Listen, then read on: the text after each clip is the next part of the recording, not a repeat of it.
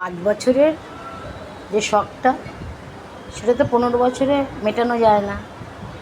আবার 15 বছরের শখটা 30 বছরে মেটানো যায় না।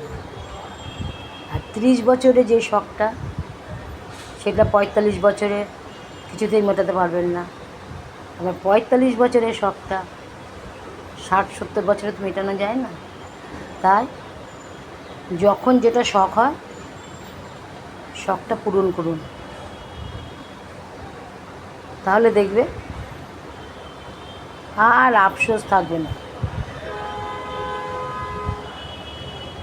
যদি সময়ের কাজ সময় না করেন,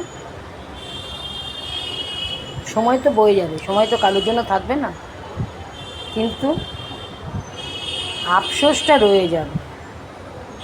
কেন আফসোস করতে যাবেন? তা যখন যেটা করার, যখন যে শখটা পূরণ করার সেই শখটা পূরণ করুন। ঠিক আছে?